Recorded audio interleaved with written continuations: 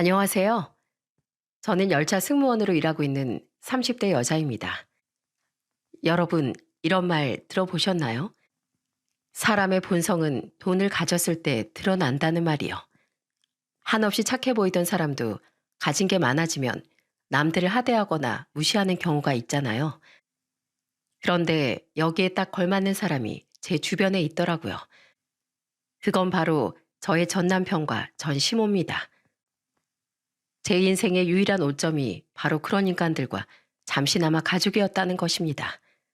그런데 얼마 전 그 인간들한테 시원하게 복수할 수 있는 기회가 있었답니다. 저의 파란만장한 결혼 생활과 복수에 대한 이야기 잘 들어주셨으면 좋겠어요. 그럼 지금부터 이야기를 시작해 보겠습니다. 전 어릴 때부터 열차 승무원이 되는 게 꿈이었어요. 어릴 때 가족들과 함께 기차 여행을 간 적이 있었는데 그때 기억이 너무 좋았거든요. 탈탈거리는 기차의 소음도, 가족들과 마주보고 앉아 까먹는 구운 계란도, 밖으로 지나가는 풍경을 보는 것도 너무 즐거웠어요.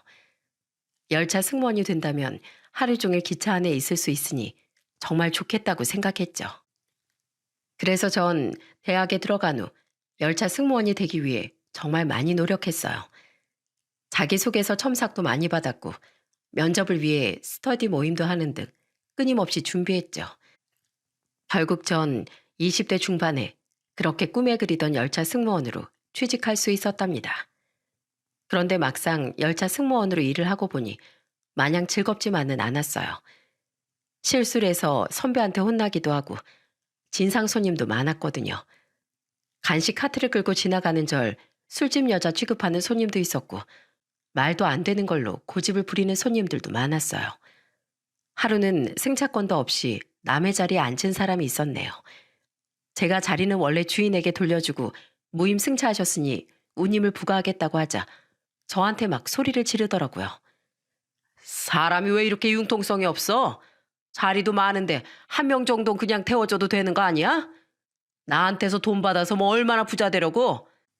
사람이 그렇게 원칙대로만 뻣뻣하게 하면 뚝 하고 부러지는 거야. 알어? 마음 같아선 저도 똑같이 소리를 지르고 싶었어요. 하지만 서비스직이다 보니 그럴 수가 없잖아요. 최대한 침착하게 설명하면서 결국 운임을 받아내긴 했지만 답답한 건 어쩔 수 없었죠. 그래도 그럴 때마다 창밖으로 지나가는 풍경을 한 번씩 바라봐주면 열받았던 제 마음이 차분하게 가라앉곤 하더군요. 아마 그런 소소한 행복이 없었다면 전 이 일을 금방 그만뒀을지도 모릅니다. 그렇게 열차 승무원으로 일한 지도 5년이 되었어요. 저도 이제 일하면서 어느 정도 여유를 가지게 되었죠. 그때쯤 지인의 소개로 무명 작곡가였던 남편을 만나게 되었어요.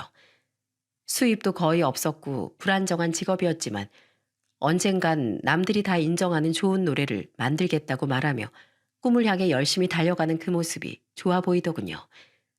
결국 전 남편을 만난 지 1년 반 만에 결혼을 약속하게 되었답니다.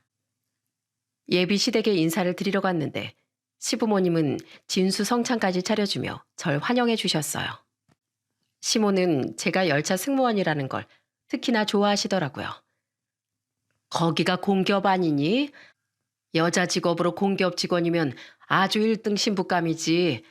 그런 탄탄한 직장 다니면 선자리도 많이 들어올 텐데 하고 많은 남자 중에 우리 용석이랑 결혼하겠다고 해줘서 정말 고맙구나. 아니에요. 용석 씨가 그만큼 성실하고 멋있는 사람이니까 그렇죠.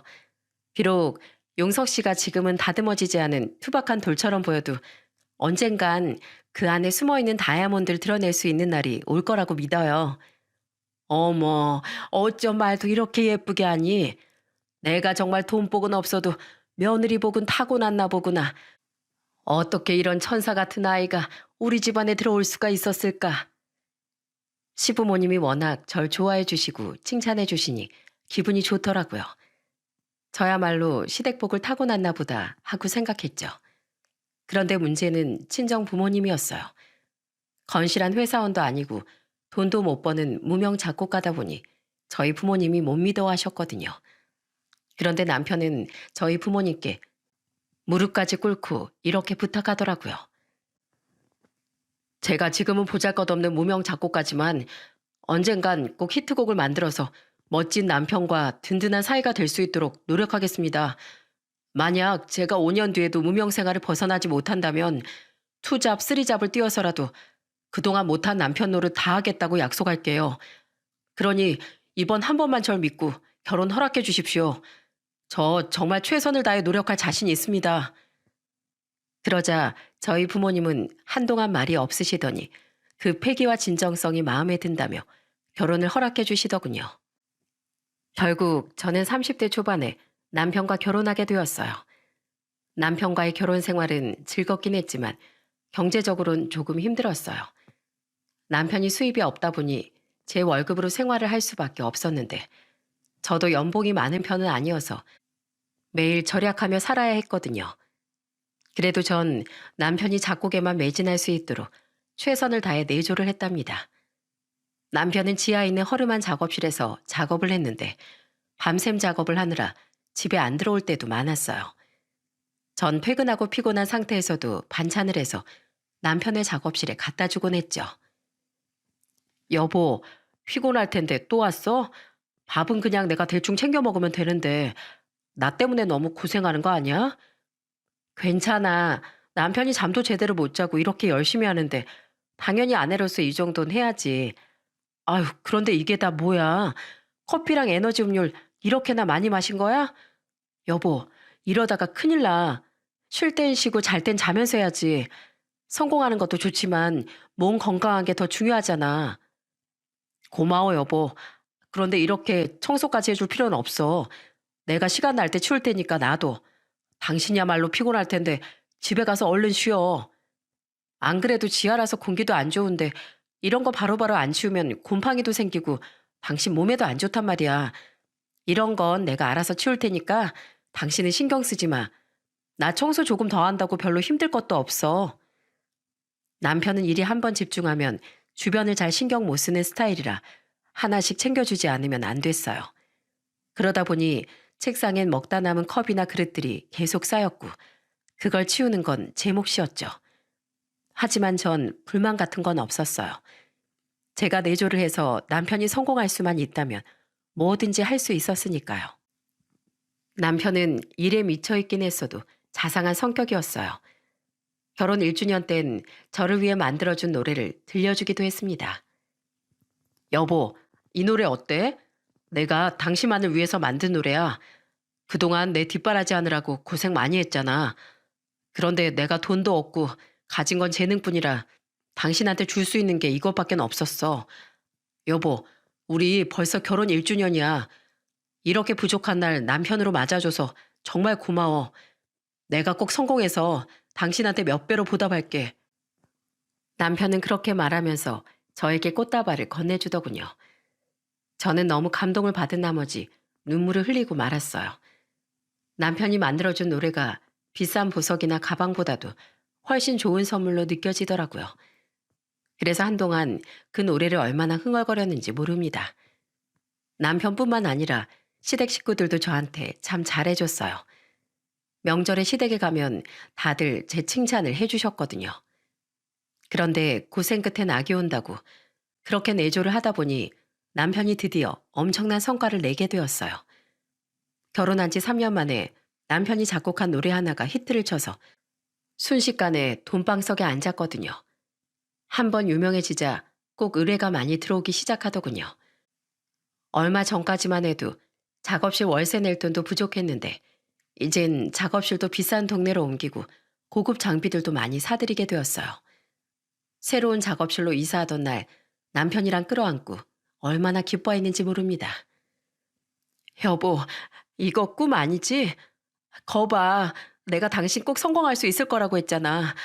그동안 정말 고생 많았어. 역시 당신이라면 할 수 있을 줄 알았어. 고생은 나보다 당신이 더 많이 했지. 내가 이렇게 성공할 수 있었던 건 다 당신 덕분이야. 여보, 정말 고마워. 내가 앞으로 당신한테 정말 잘할게. 이젠 더 이상 돈에 쪼들릴 일도 없어지고 핑크빛 미래만 펼쳐질 줄 알았어요. 그런데 현실은 그렇지 않더라고요. 사람이 돈이 생기면 본성이 드러난다고 3개월쯤 지나자 남편이 점점 변하기 시작한 겁니다. 처음엔 그 자상하던 말투가 조금씩 날카로워지기 시작하더니 나중엔 막말까지 하더군요. 하루는 제가 평소처럼 반찬을 해서 남편의 작업실로 가져다 준 적이 있었어요. 그런데 남편은 절 보자마자 인상을 팍 쓰면서 이렇게 말하더군요. 에이씨, 이런 거 좀 그만 가져와. 내가 뭐 밥 사 먹을 돈도 없는 줄 알아? 오늘 작업실에 손님 오기로 해서 고급 일식집도 예약해놨는데 창피하게 이게 뭐야? 내가 명색이 유명 작곡가인데 냉장고에 이런 반찬통이 있으면 보기 좀 그렇잖아. 사오려면 차라리 와인이랑 치즈 같은 거나 사오던지. 어휴, 센스 없긴. 뭐? 센스 없다고? 당신 예전에 내가 반찬 가져다 주면 고맙다고 좋아했잖아. 그리고 냉장고에 반찬통 좀 있으면 어때서? 유명 작곡가는 집밥도 안 먹어? 당신보다 훨씬 돈 잘 벌고 유명한 연예인들도 집밥 좋아한다더라. 갑자기 돈방석에 앉더니 머리가 어떻게 된 거야? 갑자기 왜 그래? 그땐 돈도 없고 먹을 것도 없었으니까 그렇지. 그때랑 지금이랑 같아? 그래, 먹기 싫으면 먹지 마. 도로 가져갈 테니까. 그 비싼 고급 일식집 가서 맛있는 거나 잔뜩 먹으라고.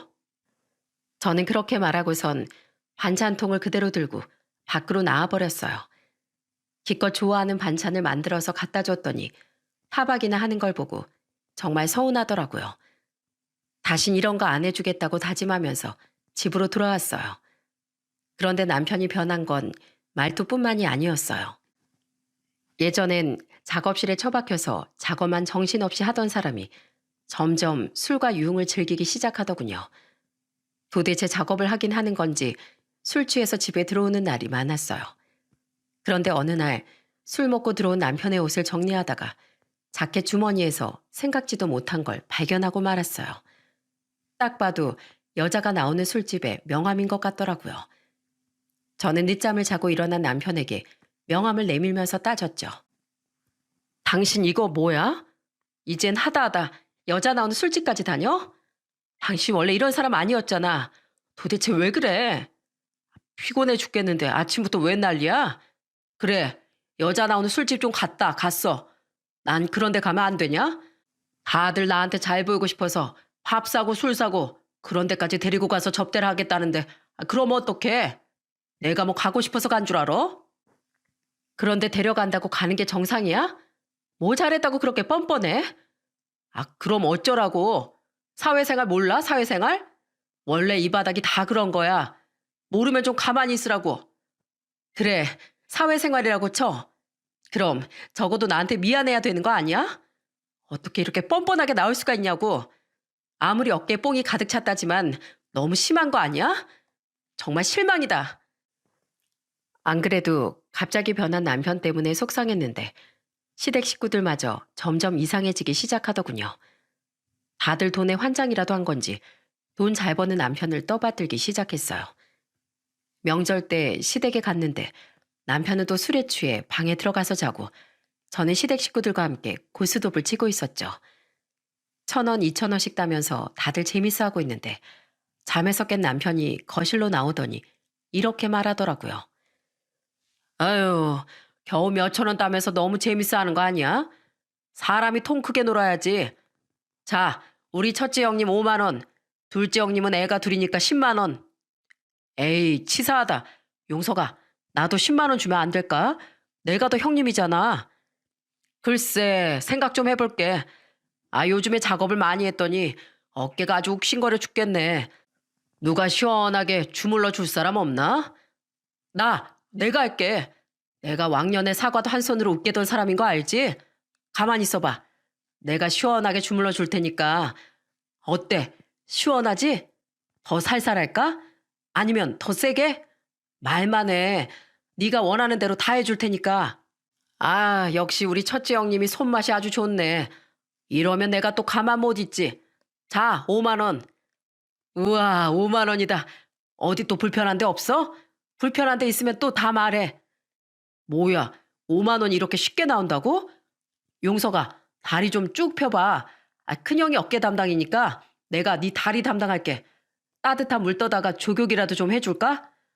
그래. 조격하게 따뜻한 물 좀 대령해봐. 나 뜨거운 거 못 참는 거 알지? 물 온도 못 맞추면 얄짤 없으니까 신경 써서 가져와. 장난이라고 하기엔 남편의 행동이 너무 버릇없어 보이더라고요. 저는 그 모습을 더 이상 지켜볼 수 없어 남편에게 한 소리 했습니다. 여보, 아주버님들한테 버릇없이 그게 무슨 행동이야. 아무리 장난이라도 그렇지 당신보다 몇 살이나 많은 형님들이시잖아. 그러자 이번엔 옆에서 이 상황을 재밌게 바라보고 있던 시모가 나서더군요. 이해, 너야말로 남편한테 그게 무슨 말버릇이니? 그리고 형님들이 동생 좀 챙기는 건데 그게 뭐 어때서? 우리 용석이가 우리 집 기둥인데 저 정도 대접은 받을 수 있는 거 아니냐? 너도 참 마누라가 돼서 남편을 상전처럼 떠받들지 못할 망정 왜 타박이나 하는 거야? 어머님, 요즘 세상에 누가 남편을 상전처럼 떠받들어요. 그리고 아무리 가족이어도 그렇지 기본적인 예의는 지켜야죠. 동생이 형한테 저렇게 버릇없게 하는데 어떻게 다들 그걸 재밌게 지켜볼 수만 있으세요? 하지만 제 말은 씨알도 먹히지 않았습니다. 저 빼고 모두가 다 남편의 편이었으니까요. 그런데 더 웃긴 상황은 따로 있었습니다. 다 같이 식사를 하는데 이번엔 형님들까지 남편한테 아양을 떠는 거예요. 자, 서방님, 한잔 하세요. 제가 마시게 한 잔 올릴게요.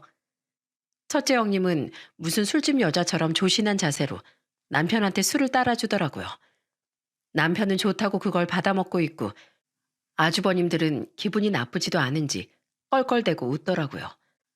심지어 둘째 형님은 갑자기 노래를 틀더니 자리에서 벌떡 일어나 춤을 추기 시작하는 겁니다.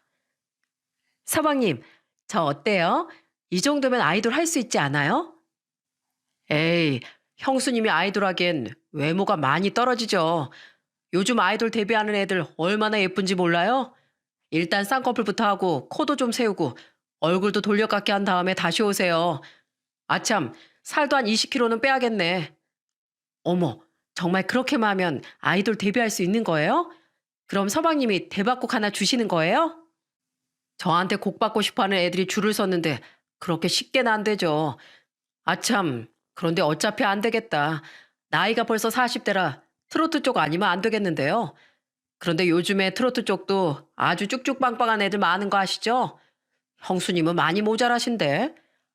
그래 여보, 당신이 무슨 아이돌이야. 말 같지도 않은 소리 하고 있어. 야 용석아, 그럼 난 어떠냐? 발라드 가수 정도는 할 수 있을 것 같지 않냐? 나 정도면 40대 치고 배도 안 나오고 동안이잖아. 아, 형은 얼굴 없는 가수도 못해. 노래 실력이 안 되잖아. 그냥 지금처럼 내 옆에서 설설 기면서 콩고물이나 주워 먹어. 오, 그거 좋은데? 용석아, 혹시 다음 콩고물은 언제 떨어지냐? 너 혹시 목은 안 마르니? 내가 물이라도 떠다 줄까? 아니지. 너 아메리카노 좋아하지? 내가 지금 당장 나가서 따뜻한 아메리카노 한 잔 사올게. 둘째 시숙은 정말로 자리에서 벌떡 일어나더니 커피를 사러 나가더라고요. 저는 이 상황이 정말 이해가 되지 않았습니다. 저만 빼놓고 깜짝 카메라라도 하는 줄 알았어요. 너무 황당해서 둘째 형님한테 이렇게 말했습니다. 형님, 이가 대놓고 외모 지적하는데 기분도 안 나쁘세요? 어떻게 그걸 웃으면서 받아주실 수가 있어요? 외모 지적 좀 하면 어때서? 서방님이 없는 말 한 것도 아니고 사실이잖아. 그리고 가족끼리 장난 좀 칠 수 있지. 왜 그래? 동서 오늘따라 예민하다. 무슨 일 있어? 지금 제가 이상한 거예요? 저 빼고 다들 무슨 이상한 약이라도 드신 거 아니에요? 어떻게 한 분도 안 빼고 이걸 그냥 넘어갈 수가 있죠? 진짜 너무 황당하네요. 저는 한시라도 빨리 그 자리를 뜨고 싶더군요. 저 혼자 다른 세상에 떨어진 것 같은 기분이었거든요. 그래도 전 착하고 성실했던 남편의 예전 모습을 알고 있었기 때문에 시간이 지나면 다시 원래대로 돌아올 거라고 믿었어요. 오랜 무명 생활 끝에 돈 맛을 봐서 잠깐 어깨가 올라간 것뿐이라고. 조금 더 시간이 지나면 예전처럼 다시 겸손해질 거라고 생각했죠. 하지만 남편은 겸손해지긴커녕 점점 더 거만해지기만 하더군요. 하루는 오랜만에 남편 작업실에 갔더니 웬 여자애들이 여러 명 앉아 있는 거예요. 남편은 그 여자애들한테 삿대질까지 하며 막말을 하고 있더라고요. 야, 너 똑바로 안 해? 내가 이 바닥에서 매장시켜줘? 너 내 말 한마디에 무슨 일이 일어나는지 모르는구나. 그런데 제가 들어온 걸 본 남편은 한숨을 푹푹 쉬면서 이번엔 저한테 화풀이를 하더라고요. 내가 여기 좀 찾아오지 말랬지. 오지 말라는데 왜 자꾸 오는 거야? 내가 뭐 못 올 때 왔어? 어머님이 당신한테 보약 좀 갖다 주라고 해서 온 거야. 일할 때 한 포씩 마시라잖아. 그런 건 퀵으로 보내면 되지. 왜 여기까지 직접 들고 와? 그리고 당신, 옷이 그게 뭐야? 좀 예쁘게 입고 다닐 수 없어? 결혼 전에 하늘하늘한 원피스도 잘 입고 다니더니만 이젠 아줌마 됐다고 푹 퍼져선 이렇게 구질구질한 옷만 입고 다니는구나. 그리고 미용실 가서 머리도 좀 하고 화장도 예쁘게 하고 다니라고 했지. 다른 집 여자들은 남편한테 쌩얼도 안 보여준다더라. 그런데 당신은 너무 성의가 없어. 다른 사람들이 당신이 내 와이프인 거 알면 뭐라고 생각하겠어? 뭐? 성의가 없다고? 내가 뭐 당신 옆에서 트로피처럼 서 있으려고 결혼한 줄 알아? 그럴 거면 연예인이랑 결혼하지. 왜 나랑 결혼했어? 당신이 날 선택한 거 아니야? 얼마 전까지만 해도 나한테 고맙다고 사랑한다고 해주던 사람이 갑자기 왜 이러는 건데? 당신 나중에 후회하기 전에 제발 정신 좀 차려. 다시는 남편의 작업실에 찾아가지 않겠다고 다짐했었는데 그놈의 보약이 문제였어요. 괜히 갔다가 말싸움만 하고 기분만 나빠졌으니까요. 하지만 남편 때문에 기분이 나쁜 건 여전히 저뿐인 것 같더라고요. 시숙들은 남편이 무거운 짐을 들라고 시키거나 운전기사처럼 부려먹는데도 5만 원씩 쥐어주니까 자존심도 없이 시키는 대로 다 하더군요. 시모랑 시부도 마찬가지였죠. 남편이 비싼 피부 마사지도 끊어주고 갖고 싶다던 안마 의자까지 턱까니 사주니까 아주 왕대접을 하고 난리가 났더라고요. 그러던 와중 저는 임신을 하게 되었어요. 그래도 아이를 낳고 나면 남편이 변할 거라고 생각했죠. 그런데 남편은 제가 임신한 걸 기뻐하긴커녕 밖으로 나돌기만 하더군요. 남들은 임신하면 남편이랑 산부인과도 같이 간다는데 저는 맨날 혼자 가야 했어요. 그렇게 남편의 무관심 속에 시간은 계속 흘러갔죠. 그런데 임신 10주차가 되었을 때 충격적인 사건이 일어나고 말았어요.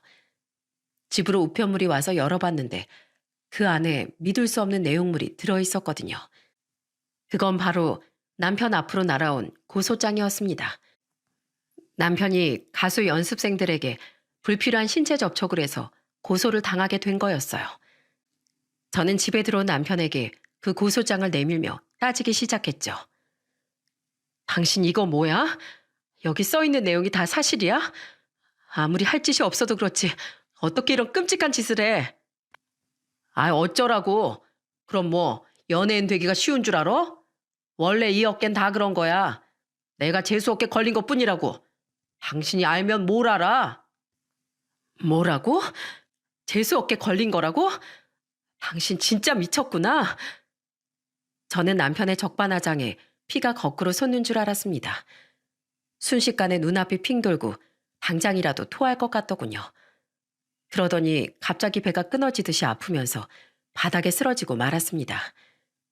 결국 전 10주 동안 제 뱃속에 있었던 아이를 그렇게 잃고 말았어요. 저는 너무 큰 슬픔에 병원에 입원해 있는 동안 수도 없이 많이 울었답니다. 그런데 남편은 제가 유산하고 입원을 해 있는데도 병문안조차 오지 않더군요. 이런 파렴치한 인간과 더는 살고 싶지 않다는 생각이 들었어요. 그런데 모전자전이라고 시모는 제가 유산한 것도 모르고 저한테 전화해 속을 잔뜩 긁어놓더군요. 예, 너 요즘에 우리 아들한테 너무 소홀한 거 아니냐? 이번에 보니까 우리 아들이 살이 좀 빠졌더만. 능력 있는 남편 얻었으면 몸에 좋은 것도 좀 해다 먹이고 내줄 잘해야지. 그렇게 거머리처럼 남편 피만 빨아먹으면서 살 거야? 저는 순간 이성의 끈이 끊어지는 느낌이 들었습니다. 그래서 더는 참지 못하고 시모에게 울분을 토해냈어요. 어머님, 지금 그게 저한테 하실 말씀이세요? 저 어머님 아들 때문에 유산해서 병원에 입원해 있다고요. 그 인간이 무슨 짓을 저질렀는지는 아세요? 여자 연습생들한테 몹쓸 짓거리해서 고소까지 당했다고요. 뭐라고? 고소? 참나. 아, 남자가 큰일 하다 보면 그럴 수도 있지. 뭘 그런 것 가지고 난리야? 그런 거 벌금만 내면 아무 문제 없다더라. 그리고 내가 뭐 틀린 말 했니? 그 열차 승무원 해가지고 버는 돈 꼴랑 얼마 된다고. 내 아들한테 빨대 꽂아서 살고 있는 거 맞잖아. 뭐라고요? 어머님, 저 이 집에 처음 인사드리러 왔을 때 하셨던 말씀 기억 안 나세요? 제가 열차 승무원이라고 하니까 여자 직업으로 공기업이 최고라면서 좋아하셨잖아요. 능력 없는 아들 뒷바라지 해준다고 고맙다고 하셨잖아요. 그런데 이제 와서 꼴랑 그거 버는 승무원이라고요? 말씀이 너무 심하시네요. 아, 그게 뭐 대단한 직업이라고. 솔직히 말이 승무원이지. 술집에서 서빙하는 여자들이랑 뭐가 달라? 니까짓 게 잘난 우리 아들이랑 한 집에서 살고 있으면 감사한 줄 알아야지. 어디서 시애미한테 바락바락 대들어? 술집이요? 진짜 해도 해도 너무하시네요. 네, 겨우 술집 여자 수준밖에 안 되는 전 이 집에서 물러나 드릴게요. 그 잘난 아들 데리고 행복하게 살아보세요. 저는 전화를 끊자마자 바로 남편에게 전화해 이혼하자고 통보했어요. 그런데 남편은 뻔뻔하게도 이혼하면 자기는 더 좋다고 하더군요. 자기 능력에 더 좋은 여자 훨씬 많이 만날 수 있다면서요. 저는 자기하고 결혼해줘서 고맙다고 그렇게 얘기하던 사람인데 사람이 어떻게 이렇게 변할 수가 있을까요? 이런 인간인 줄 알았으면 결혼도 안 했을 거고 뒷바라지도 안 했을 텐데 완전히 속은 기분이 들었어요. 결국 전 결혼 5년 만에 재산 분할도 받고 깨끗하게 이혼하게 되었답니다. 저는 이혼 후에 잃어버린 제 5년을 보상받고 싶은 마음에 더 열심히 일했어요. 하지만 제 마음속 상처는 쉽게 지워지지 않더군요. 전 남편은 기자들까지 구워 삶았는지 연습생과의 불미스러운 사건이 기사에 날 법도 한데 하나도 나질 않더라고요. 저는 그런 놈이랑 결혼해서 유산까지 하는 바람에 몸도 마음도 망가진 게 너무 억울했어요. 전 남편이 만든 곡이 히트를 칠 때마다 이를 박박 깔았죠. 저의 내조가 없었다면 저렇게 성공할 수도 없었던 사람인데 뻔뻔하게 돈을 왕창 벌고 잘 사는 것 같아 화가 나더라고요. 저희 부모님도 한동안 전 남편 욕을 엄청 하셨어요. 5년 안에 성공해서 떳떳한 남편이 되겠다고 약속하더니 막상 돈을 벌게 되니 못된 지만 골라 한다며 완전히 속았다고 하시더라고요. 저런 놈인 줄도 모르고 열심히 한다며 이것저것 챙겨줬던 게 너무 괘씸하시대요. 그런데 이미 지나간 일이니 어쩔 수 있나요? 이젠 남남이니까 더 이상은 생각하지 않기로 했죠. 그래서 전 열심히 일을 하며 평온한 생활을 보냈습니다. 그런데 이혼한 지 1년쯤 지났을 때였어요. 특실에 손님 한 분이 요청하셔서 간식이랑 물을 가져다 드렸습니다. 기차에 간식 카트가 없어진 진 꽤 됐지만 특실엔 간단한 쿠키랑 견과류 정도를 간식으로 배치해 놓거든요. 그런데 손님께 간식을 드리고 돌아서려는데 갑자기 익숙한 목소리가 들리는 거예요. 야, 넌 아직도 기차에서 서빙이나 하고 있니? 고개를 돌려보자 마주치고 싶지 않은 인간이 떡하니 앉아있더군요. 그건 바로 아들만 싸고 돌며 저에게 막말을 퍼붓던 전 시모였습니다. 그 목소리를 듣자 그동안 겪어왔던 일들이 순식간에 다시 떠오르면서 화를 참지 못하겠더군요. 저는 손님이고 뭐고 먼저 도발을 건 시모에게 똑같이 해야겠다고 생각했어요. 어머, 오랜만이시네요. 그런데 아줌만 돈 잘 버는 아들 두셨으면서 비행기는 안 타고 왜 구질구질하게 기차에 타셨어요? 그러자 옆에 있던 여자가 누구냐고 묻더라고요. 처음 보는 얼굴인데 전 시모와 일행이었나 봐요. 그러는 그쪽은 누구신데요? 전 이분 막내 며느리예요. 누구신데 저희 시어머니한테 그런 말씀을 하세요? 시어머니랑 기분 좋게 2박 3일 부산으로 여행 가는 중이었는데 갑자기 이러시니까 기분이 좋지 않네요. 막내 며느리라고요? 이용석 그 인간이랑 결혼했다는 얘기예요? 참 대단하네. 나랑 이혼하고 1년밖에 안 됐는데 벌써 재혼했다고요? 그렇게 여자를 좋아하더니 괜찮은 여자 하나 낚았나 봐요? 내가 이 아줌마 전 며느리거든요. 저기요, 축하해요. 내가 버린 쓰레기 주워다가 재활용한 거. 이제 그 인간 실체 알게 되면 결혼식장에서 입었던 웨딩드레스를 박박 찢고 싶어질걸요? 너 그게 무슨 소리야? 네가 뭔데 감히 내 며느리한테 막말이야? 제가 뭐긴요. 이쪽 분보다 먼저 그 인간이랑 결혼했던 선배죠. 선배로서 후배를 축하해 주는 건데 그게 뭐 잘못됐어요? 선배? 야, 네가 뭔데 선배야? 우리 며느리가 너처럼 보잘것없는 애랑 같은 줄 알아? 얘는 직업이 약사다 약사. 어디서 술집 여자랑 마음먹는 게 똑똑한 약사 앞에서 잘난 척이야? 오호, 약사요? 그럼 더 축하드려야겠네요. 기껏 열심히 공부해서 약사 됐더니 약으로도 치료 못하는 콩가루 집안에 시집 오셨네요. 아참, 제가 며느리한테만 축하한다고 해서 서운하시겠다. 아줌마, 아줌마도 축하해요. 지옥행 기차 탄 거. 콩가루 집안? 너 지금 말 다 했어? 아니요, 말 다 안 했는데요. 저기 후배님, 조심하세요. 뭘 보고 그 인간이랑 재혼했는지 모르겠는데 저도 안 가질 똥차 탄 거라고요.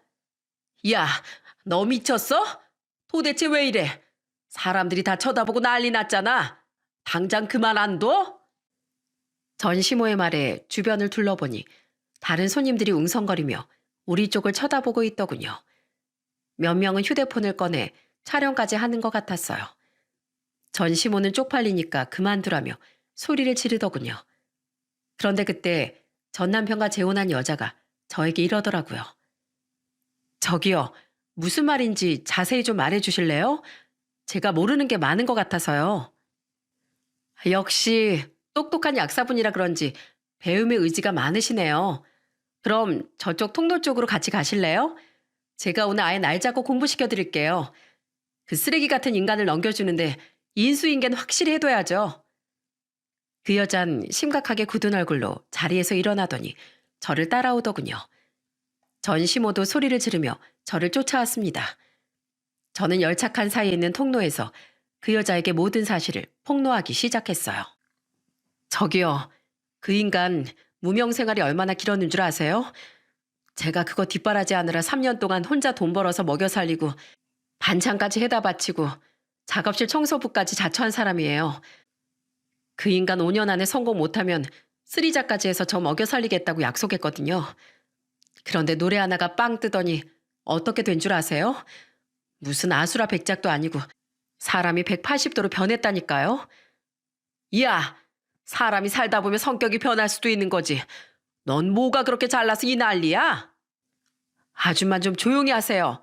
제가 후배한테 인수인계하고 있잖아요. 저기 후배님, 그 인간 일하는 날보다 술 먹고 노는 날이 훨씬 많은 인간이에요. 혹시 그 인간 자켓 주머니 뒤져보셨어요? 아마 깜짝 놀라실걸요? 전국에는 유흥업소 명함은 다 가지고 있으니까요. 이 미친 것이 정말. 야, 남자가 큰일 하다 보면 그런 데도 갈 수 있는 거 몰라? 네가 그렇게 이해심이 없으니까 우리 아들이 널 버린 거야. 아줌마 아들이 절 버린 게 아니라 제가 그 자식을 버린 거죠. 입이 뚫려 있으면 말은 똑바로 하세요. 그리고 큰일 하다 보면 그런 데도 갈 수 있는 거라고요? 아, 그래서 연습생들도 그렇게 건드렸구나. 저기 후배님, 그 인간 가수 연습생들한테 못된 짓거리에서 고소당한 건 아세요? 아마 나중에 벌금도 냈을걸요? 뭐라고요? 고소를 당했다고요? 어머님, 그게 사실인가요? 어머나, 진짜 몰랐구나. 아무도 말 안 해줬어요? 와, 가족들이 하나로 똘똘 뭉쳐서 새로 들어온 며느리를 속여 먹었네요. 어쩐지 가족 간의 우애가 그렇게 깊어 보이더라니. 범죄 사실도 감싸주고 참 애틋하다. 그쵸? 말도 안 돼. 가족들이 전부 다 저를 속인 거라고요? 그 집안에서 이상한 거 못 느꼈어요? 온 식구들이 무슨 대단한 왕이라도 모시는 것 마냥 그 인간한테 설설 기잖아요. 그 집 아주버님들은 돈 5만 원만 쥐어주면 개처럼 지지라고 해도 지질걸요? 형님들은 또 어떡해요? 저 있을 땐 술집 여자처럼 술도 따라주고 그 인간 앞에서 춤까지 추면서 온갖 아양을 떨던데 후배님 앞에선 안 그랬나 보죠? 아니, 이게 도대체 무슨... 어머님, 이게 다 무슨 소리예요? 예, 이런 무식한 애 말은 듣지도 말거라. 저거 다 거짓말이야. 아줌마, 왜 자꾸 끼어들어요? 조용히 좀 하시라니까요. 저기 후배님, 제가 아까 말했잖아요. 완전히 콩가루 집안이라고. 돈 앞에서 위아래도 없고 그 인간이 무슨 막말을 해도 다 감싸주는 집안이라니까요. 지 형수님한테 얼굴을 돌려 깎으라고 말하질 않나. 지 형한테 조경물이나 받아오라고 시키질 않나. 아주 개망난이라고요. 근데 이걸 아직도 몰랐다니 후배님도 눈치 좀 키우셔야겠는데요. 하긴 작정하고 속이는데 어떻게 알겠어. 열차 승무원은 술집 여자랑 똑같다면서 그렇게 무시하더니 약사 며느리 얻게 되니까 온 가족이 연기라도 하고 있나 보죠? 그렇게 능력 좋아서 아무 여자나 다 만나고 다닐 수 있다고 큰 소리 떵떵 치더니 왜 약사 며느리한텐 설설길까? 참 이해가 안 되네. 잠깐만요. 제 남편이 여자를 그렇게 많이 만나고 다녔다고요? 제가 여태까지 한 말 못 들었어요? 여자라면 사족을 못 쓰는 인간이라니까요. 아마 하룻밤 보낸 여자가 몇 트럭은 될 거예요. 아참, 그거 아세요? 저 그 인간 때문에 유산했거든요. 그 인간한테 날라온 고소장 보고 충격받아서 유산까지 했는데 신경도 안 쓰고 놀러 다니기만 한 게 그 인간이에요. 그런데 후배님, 혹시라도 그 인간 애를 가질 생각이라면 각오는 하셔야 될 거예요. 아무리 몸이 안 좋아도 산부인과도 혼자 가야 되고 뭐든지 다 혼자 해야 되거든요. 그런데 약사까지 된 똑똑한 분이니까 그런 멍청한 선택은 하진 않겠죠? 한 번뿐인 인생인데 그딴 쓰레기한테 인생을 낭비하고 싶어요? 야, 너 당장 그 입 다물어. 니까짓 게 우리 며느리한테 무슨 소리를 하는 거야? 네가 잘 나가는 내 아들하고 이혼하고 배 아파서 그러는가 본데 그런다고 내 아들이 너 다시 안 만나줘. 그러니까 헛소리 그만하고 눈앞에서 꺼져. 여기가 제 일터인데 제가 어떻게 꺼져요? 여기서 일 그만두고 나가면 아줌마가 제 생활비라도 책임져 주시게요? 그리고 배가 아플 게 따로 있지. 오히려 안타까워서 조언해주고 있는 거구만. 그런데 그때 충격받은 얼굴로 부들부들 떨고 있던 그 여자가 갑자기 전 시모를 향해 소리를 질렀습니다. 어머니, 지금까지 저 속이신 거예요? 다들 짜고서 날 완전히 바보 만든 거죠? 이거 사기예요. 저 지금 사기 결혼 당한 거라고요. 그와 동시에 차내엔 곧 대구역에 도착한다는 방송이 흘러나오더군요. 그 여잔 무언가 결심한 듯한 표정을 짓더니 객실 안으로 혼자 휙 들어가 버렸어요. 당황한 전시모가 어리둥절해하는 사이 그 여잔 가방을 가지고 나오더니 문이 열리자마자 밖으로 휙 하고 나가버리더군요. 며느라, 갑자기 어딜 가는 거야? 기다려. 나도 같이 가자고. 전시모는 그 여자를 향해 소리쳤지만 그 여자는 뒤도 한번 안 돌아보더군요. 전시모는 허겁지겁 가방을 가지러 객실로 들어갔습니다. 그런데 내리는 손님이 많아서 이리저리 치이더군요. 며느리를 따라 내리려고 손님들을 막 밀치고 지나갔지만 행동이 굼떠 기차에서 내리지 못했어요.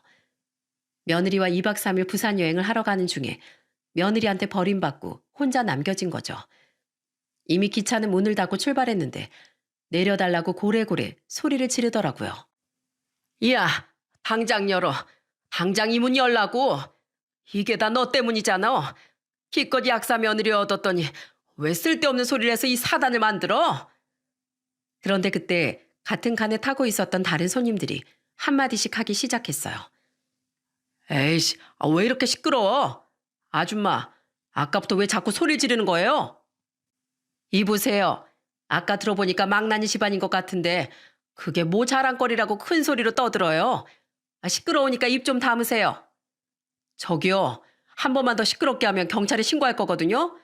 못생긴 아줌마가 무식하게 진짜. 그런데 전시모는 창피하지도 않은지 승객들에게도 바락바락 소리를 지르더군요. 당신들이 무슨 상관인데? 나 지금 열받아서 가만히 못 있으니까 나한테 이래라 저래라 하지 마.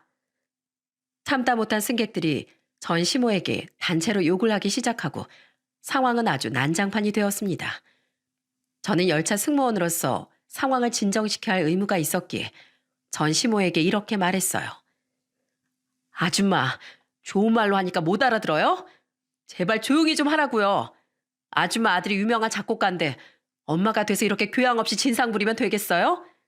요즘 인터넷이 발달돼서 아줌마 얼굴 인터넷에 떠돌면 아들이 누군지도 금방 퍼지거든요. 아들이 폭삭 망해서 그렇게 좋아하는 피부 마사지도 못 받게 되길 바라는 거예요? 그제서야 전시모는 씩씩거리며 입을 꾹 다물더군요. 휴대폰을 들고 몇 번이나 며느리에게 전화를 하는 것 같은데 받질 않는지 짜증을 확 내며 휴대폰을 던지기까지 했어요. 그걸 보고 저는 제 할 일은 다 했다고 생각했죠. 그래서 그 인간이 그러든 말든 무시하고 계속 제 할 일만 했습니다. 그 사건 이후 열차에서 손님과 함께 소동을 벌였다는 이유로 회사에서 혼이 나긴 했어요. 그래도 전 시모한테 하고 싶은 말을 다해 속은 시원하더라고요. 그런데 얼마 후 주말에 외출을 했다가 들어왔는데 집 앞에 전 시모랑 전 남편이 기다리고 있는 거예요. 무시하고 집에 들어가려고 했는데 전 시모가 제 바지가랑이까지 붙잡으면서 집에 쫓아 들어오더군요. 그러더니 뻔뻔하게 저에게 애원을 하더라고요. 예, 내가 막말한 건 사과하마. 그러니 우리 며느리한테 그때 얘기한 거 다 거짓말이라고 말해주면 안 되겠니? 혼인신고도 아직 안 해서 그날 바로 짐 싸서 나가버렸단 말이다. 어떻게 얻은 약사 며느리인데 이렇게 한순간에 잃고 말았다고. 미쳤어요, 제가? 내가 왜 거짓말이라고 말해야 되는데요? 내가 하나라도 틀린 말 한 거 있어요? 이젠 하다하다 나보고 같이 사기까지 쳐달라는 거예요, 지금? 사기를 쳐달라는 게 아니라 그래도 예정이 있으니 도와달라는 거지. 그래도 네가 우리 아들이랑 5년이나 살았지 않니? 아무리 이혼은 했다지만 서로 잘 되길 바래줘야 되는 거 아니냐? 제가 왜요? 잘 되길 바라는 건 결혼 생활 내내 수도 없이 많이 했는데 뒤통수 친 건 그쪽 아드님이잖아요. 그러고 보니 그 여자뿐만 아니라 저도 사기 결혼 당한 거 아닌가요? 그 쓰레기 같은 본성을 숨기고 나랑 결혼한 거잖아요. 그런데 그때 옆에서 묵묵히 듣고 있던 전 남편이 한마디 하더군요. 야, 이게 보자 하니까 진짜 뭐? 쓰레기 같은 본성? 너 말이 너무 심하다. 아, 용서가, 너 왜 그래? 얘한테 사과를 하지 못할 망정 왜 화를 내는 거야? 얼른 너도 무릎 꿇고 사과해. 얼른. 내가 왜 사과해야 되는데요? 그 여자한테 쓸데없는 소리 짓거려서 집 나가게 한 사람이 바로 저 사람인데 왜 내가 사과를 하냐고요? 그리고 그 여자 아니어도 여자는 얼마든지 만날 수 있거든요. 야, 이놈아, 너 지금 뭐가 어떻게 돌아가는지 몰라? 네가 사과를 해야 약사 마누라 되찾는 거야. 너 언제까지 별 볼 일 없는 딴따라들만 만날 거야? 그 앤 직업도 약사에다가 집안도 빵빵한데 너 이 나이에 그런 여자 만나기 쉽지 않다. 너 재혼인 거 알고도 받아준 앤데 어떻게 그런 복을 네 발로 뻥 차버려? 빨리 무릎 꿇고 사과하지 못해? 에이씨, 그놈의 약사 며느리가 뭐라고. 야, 미안해. 됐지? 시모가 억지로 무릎까지 꿇리자 전 남편은 건성으로 사과를 하더군요. 하지만 그런다고 제가 받아줄 리가 있겠습니까? 저는 전 남편을 똑바로 바라보며 이렇게 말했습니다. 그렇게 능력 좋다고 자랑하던 네가 이렇게 사과까지 하는 거 보니까 그 여자 집안이 뭐 준 재벌이라도 되는가 보지? 그런데 난 너랑은 달라서 정직한 사람이거든. 범죄자가 뻔뻔하게 과거 숨기고 사기 결혼하는데 내가 미쳤다고 그걸 도와주냐? 너 능력 많다며. 아무 여자나 꼬셔서 만날 수 있다며. 그럼 그 돈으로 다른 여자 잘 꼬셔서 살아봐. 구질구질하게 나한테 찾아와서 귀찮게 하지 말고. 얘야, 한 번만 용서해다오. 우리가 정말 잘못했다. 제발 우리 며느리한테 얘기 좀 잘해주면 안 되겠니? 마지막 부탁이야. 어? 싫다고 몇 번 말해요? 당장 이 집에서 나가요. 안 나가면 경찰 부를 테니까 당장 꺼지라고요. 저는 그 둘을 억지로 밖으로 내쫓아 버렸어요. 약사 며느리 하나 잡아보겠다고 저희 집에까지 찾아와 이러는 걸 보니 정말 치가 떨리더군요. 이렇게 속물인 줄도 모르고 그동안 속아서 살았었다니. 이혼 안 하고 계속 살았으면 아마 속이 터져 진작에 화병으로 제가 죽었을 겁니다. 그래도 경찰까지 부른다고 한 말이 효과가 있었는지 다신 저희 집에 찾아오지 않더라고요. 전 그래서 다시 그때 일을 잊고 제 할 일만 열심히 하면서 살았어요. 그렇게 또 3개월이 흘렀답니다. 그런데 얼마 전 유튜브에서 어떤 예능 영상을 보게 되었어요. 그런데 그 영상에 전 남편이 잠깐 등장하는 거예요. 너무 기분이 나빠서 영상을 확 꺼버리려는데 댓글 하나가 눈에 띄더군요. 범죄자가 등장하는 영상은 내려야 하는 거 아닌가요? 저기 나온 작곡가 연습생한테 몹쓸 짓 해서 벌금도 받고 무명생활 뒷바라지 해준 전처한테 막말하고 유상까지 시킨 사람이라는 소문이 파다하던데. 그런데 그 밑에 달린 대댓글은 더 재미있더라고요. 저 업계 관계자인데요. 기사를 어떻게 막았는지 일반 사람들은 잘 모르지만 이 업계에선 진작에 매장당했어요. 가수들도 이미지가 중요한데 미쳤다고 저딴 인간이 쓴 곡을 받아서 하겠어요? 저도 저 사람 알아요. 제 지인의 지인이 저놈이랑 결혼했다가 헤어졌거든요. 재혼인데도 받아줬더니 아주 사기 결혼이었다던데. 그 열차에서 찍은 영상 보신 분 없나 봐요? 하긴 그것도 돈 써서 막았겠지. 저런 인간들은 아주 거지꼴 돼야 되는데. 최근 몇 년간 얼마나 쓰레기같이 살았는지 전 남편의 만행을 폭로하는 댓글들이 수도 없이 많더군요. 이제 업계에서도 손절당했다고 하니 아마 조만간 벌어둔 돈도 다 쓰고 거지 되는 건 순식간일 것 같더라고요. 그 인간이 할 줄 아는 거라곤 작곡하는 거밖에 없는데 이제 다른 일을 구할 수나 있겠어요? 이래서 나쁜 짓을 하면 벌을 받는다고 하는 건가 봐요. 여러분, 저는 요즘 들어 열차 승무원으로 일하길 잘했다는 생각이 문득 드네요. 제가 그날 기차 안에서 전 시모를 마주치지 않았다면 그 인간은 아직도 떵떵거리며 잘 살고 있었을 테니까요. 그런데 제가 그날 그 기차에서 일하고 있던 덕분에 그 인간들에게 지옥을 선사해 줄 수 있는 기회가 생겼으니 정말 잘 된 거죠. 마음 같아선 그 인간의 이름 석자를 인터넷에 박제해 공개 처형이라도 하고 싶은데 이렇게 익명으로나마 얘기할 수 있어 얼마나 속이 시원한지 모릅니다. 이래서 사람들이 유튜브에 사연을 보내는 건가 봐요. 여러분, 저의 복수에 여러분들도 속이 좀 시원하셨나요? 매일 똑같은 일상에 지쳐 계시다면 제 사연을 듣고 세상에 이런 재밌고 황당한 일도 다 있구나 하면서 웃어보셨으면 좋겠습니다. 그럼 전 이만 글을 마치도록 할게요. 끝까지 들어주셔서 감사합니다.